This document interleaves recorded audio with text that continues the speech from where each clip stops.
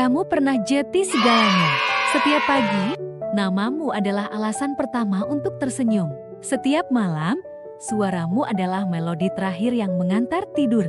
Kita punya sejuta mimpi yang kita rajut bersama, dan rasanya waktu tak akan mampu memisahkan. Tapi waktu, dia punya caranya sendiri untuk mengubah segalanya. Perlahan tapi pasti, jarak mulai terasa. Bukan jarak fisik yang bisa diukur dengan kilometer, tapi jarak hati yang tak bisa dijelaskan dengan kata-kata. Obrolan yang dulu mengalir seperti air, kini terasa kaku dan dipaksakan. Tawa yang dulu lepas, sekarang hanya senyum sopan yang menyembunyikan rindu. Kita masih sama, tapi berbeda. Masih dengan nama yang sama, tapi dengan cerita yang sudah tak lagi bersinggungan. Kamu masih orang yang ku kenal, tapi seperti mengenal versi berbeda darimu, versi yang sudah tak lagi terasa familiar. Anehnya, tak ada amarah, tak ada dendam yang tersisa. Yang ada hanya kesedihan yang damai seperti hujan di sore hari yang turun tanpa badai.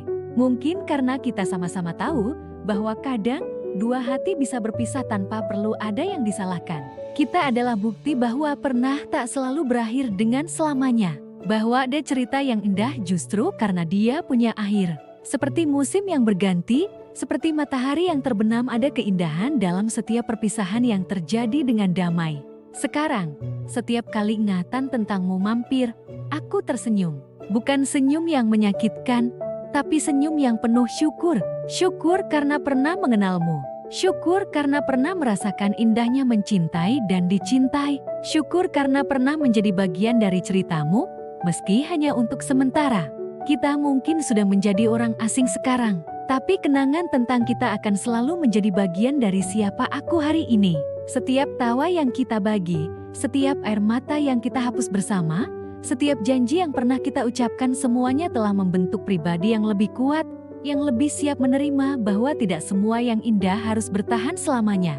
Dan untuk kamu yang mungkin sedang mengalami hal yang sama, ingatlah, tidak apa-apa untuk melepaskan, tidak apa-apa untuk mengakui bahwa kadang cinta saja tidak cukup, bahwa kadang dua hati yang baik tidak selalu ditakdirkan untuk bersama selamanya. Karena pada akhirnya, cinta bukan hanya tentang memiliki, tapi juga tentang merelakan, tentang mendoakan kebahagiaan meski dari kejauhan, tentang tersenyum tulus meski hati masih belajar untuk pulih. Terima kasih sudah mendengarkan cerita ini. Jika kamu merasa tersentuh, jangan lupa untuk like, subscribe, dan bagikan ke mereka yang mungkin membutuhkan pengingat bahwa mereka tidak sendiri dalam perjalanan merelakan dan memaafkan.